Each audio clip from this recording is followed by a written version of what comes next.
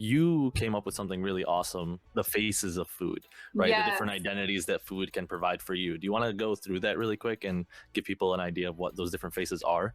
Yeah, I'd love to. So, exactly right. There are six. And the reason I came up with them, truth be told, is I was teaching my coaches how to understand the different ways that their clients interacted with food. So, this is the framework I came up with to help coaches identify what are the traits and indicators that someone is struggling with food in this really specific way, and how am I going to now help them through that so we can rewire their patterns. But it's just as powerful to go through this yourself. So the first of the six phases is called the lover.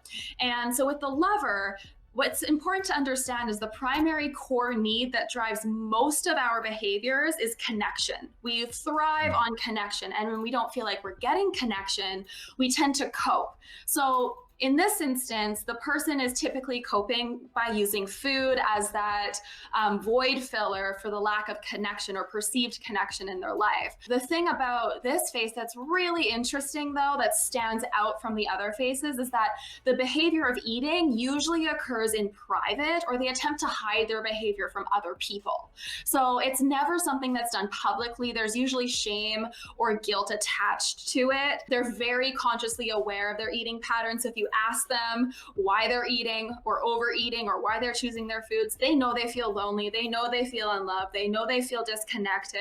They can actively tell you that, which is unique to this phase. They're very aware of what's going on internally. So the second phase of food is called the busybody. So the primary core need that's driving this type of person is actually certainty. So this person likes to know what is going on at every minute of every day. They're usually packing their schedule.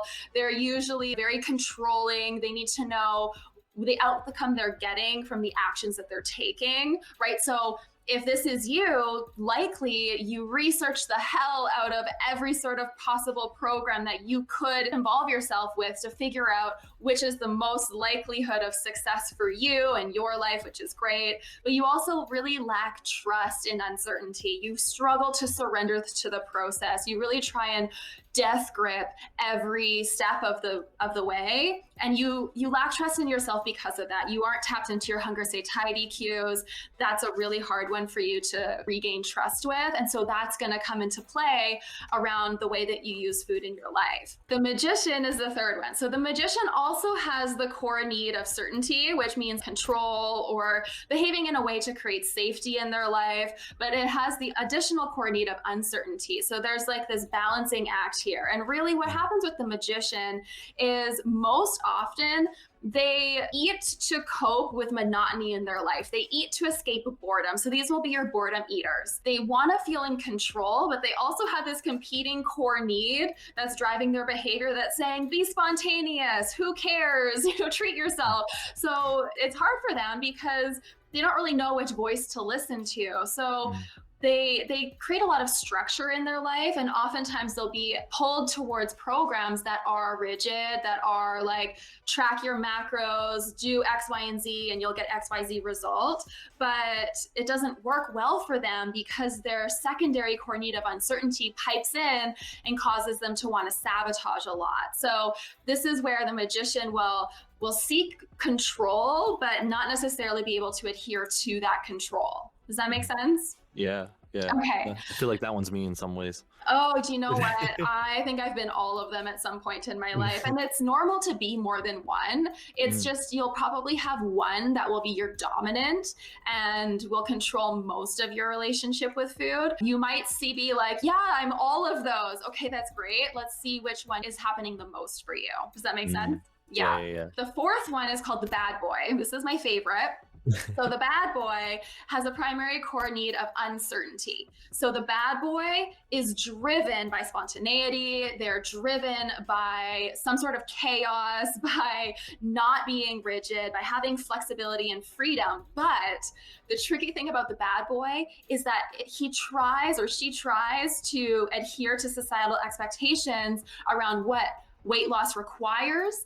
And so they shove themselves into rigid structured programs because they've learned that this is the way to do things. This is how I'm going to be successful. But nothing ever works because that's not the way that they're wired to receive information, to take action in their life, or to behave generally. So with the bad boy, if you're feeling like, I have all of these social groups and I go to the grocery store and I can never decide on a flavor of chips, I get 4. Or I can never decide on one flavor of ice cream, I get 3 different flavors. Or I never know what to order at a restaurant, there's so many options. If there's a lot of uncertainty showing up in your life in the form of spontaneity or flexibility, or this desire to not want to follow the rules, a structured, rigid program will not work for you because your core needs do not support it. So it's important to figure that out about yourself so you can pick a program that is more flexibly focused. And even like, if it fits your macros, protocols can feel too rigid sometimes. Just the simple act of tracking can sometimes be triggering.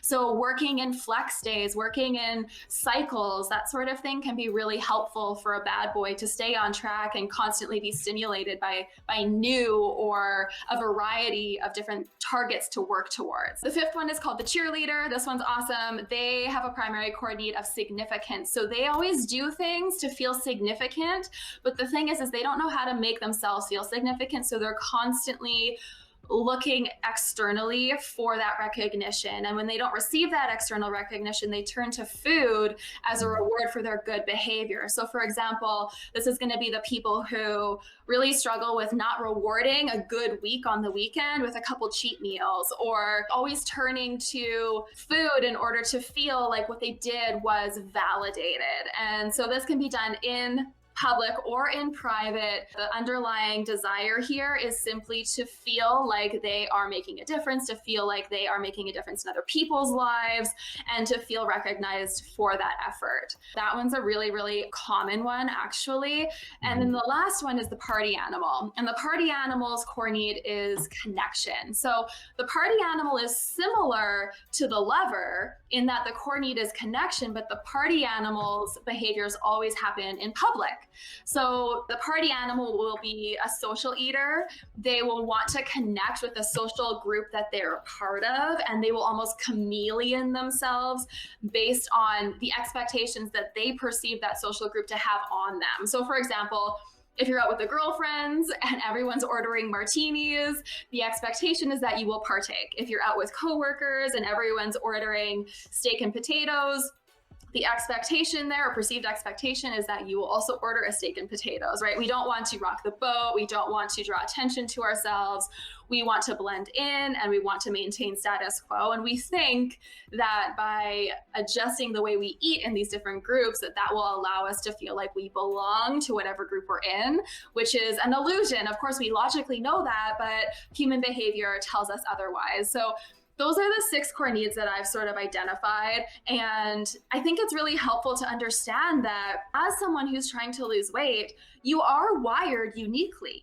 And not every program is designed for you. You know, just because you struggle to adhere to a certain program doesn't mean you failed that program. It probably means that your core underlying drivers, the way you're wired, right down into your DNA, does not match the way that program's being presented to you. So it's really important to understand, you know, where are you feeling resistant? Where are you feeling uncomfortable? And not to be afraid to ask questions or ask for support in those areas, because very likely that's just your wiring. If you are thrown on this really restrictive plan and your gut is telling you like this isn't going to work long term, but then your mind kicks in and goes, yeah, but your friend Becky did it and she lost 15 pounds, and if she can do it, you can do it, right? Like, do your best to trust your body instead of always deflecting back to your mind, because your mind will justify anything. Your body will know what's right for you and what's not right for you. And I think if we can start to lean more into, what is my body telling me about this? What feels good and why doesn't this feel exactly like what I need, and letting that be okay, we would get so much further, so much faster, simply because we're honoring who we are and how we're actually wired to show up in this world. So the one thing I want to ask is, kind of with these foods, the faces of foods, you've listed a different core need for all of them. Yes. So then is that like a void that someone is having and then food kind of fills that void to be that connection, to be that certainty. Is that kind of the idea here? Yeah, so totally. So what we need to know about human behavior is that we will always behave in a way to fulfill our top 1 to 2 core needs first. And if we perceive that those needs are not being filled, we will always find a way, even if it's disempowering, to fill them, right? So in situations where we're coping with food, 9 times out of 10, one of your top 2 core needs is not being fulfilled in that moment. So let's just say, for example, you walk in after a really busy week, it's Friday night, you walk into your house a mess, your kids are running around crazy, and your husband is sitting on the couch playing video games. Nightmare scenario. Nightmare scenario for any wife, right? So you walk in and you're like, where does your mind go? I don't feel seen. He doesn't do anything around the house. I have to do everything. I don't feel connected to him. I don't feel connected to my family. He doesn't ask me what I need. I'm always doing everything for him, whatever, right? Like this is the story you start to spin. And in that moment, you're feeling a disconnection from your husband. You're feeling a disconnection from your kids, and you're feeling very alone. So if your core need is connection, you're probably going to search for something in that moment to make you feel the way that you want to feel, but you aren't feeling from the other people in your life. So likely you'll find yourself in the fridge. Maybe you'll sit down on the couch later that night and dig into the Ben and Jerry's, right? Whatever that looks like for you, that core need is getting filled. So what could you do instead? You could become aware of this pattern. You could become aware that, okay, I'm reacting in this moment. This doesn't feel comfortable for me. I'm starting to spin these stories. These are the thoughts I'm having. We can start to explore, what are the beliefs I have about this? Well, I believe that my husband should not be resting on the couch when the house is a mess. Like, I believe my kids should always behave. I believe my house should always be tidy. What do you think should be happening right now? Because when our reality doesn't meet our expectation, we suffer. If instead you walked through that door and you saw your husband sitting on the couch and your kids were running around crazy, and you grabbed your kids and you gave them a hug, and you walked over to your husband and you gave him a kiss, and you didn't let the mess bother you, and you just were like, let's order pizza tonight, let's do a family game night, would you feel connected?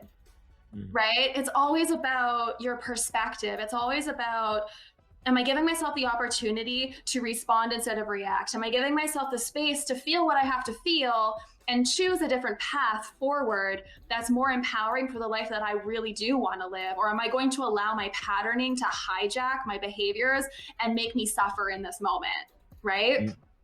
One thing you said there, I think, is probably the key thing, that no matter what your face of food is that you face with, as a pun, you kind of need to slow down, think, and then analyze what's going on and seeing, like, is this actually reality, or is this like the story I'm making up in my head because of a false expectation I had? Right? Yes. And I think for anyone who's going to practice this without guidance, I would say expect it to be a slow journey. And be self-compassionate, and like start a practice of reflection. Begin journaling or making notes anytime you notice yourself react and think about eating. Just start there. Even just start like tallying it. Okay, I reacted and wanted to eat 10 times today. And then the next time, what does that reaction feel like? And then the next time, what's the thought I'm having in that moment? And then start to reflect on it. What are the beliefs I'm attaching to these thoughts? And then just very slowly, you're able to tiptoe deeper and deeper and deeper. Because the thing about these reactions is they're so fast, they're entirely subconscious, that you have to create what I call the pause between the emotion and the action, so that you have time to process it and choose a different pathway if you want. But that doesn't happen overnight. You have to be patient with yourself and recognize awareness as the first step is the most challenging step. And a lot of people stay on that step for a few weeks, and that's okay. That is progress, as long as you are consistently becoming aware faster to these pathways.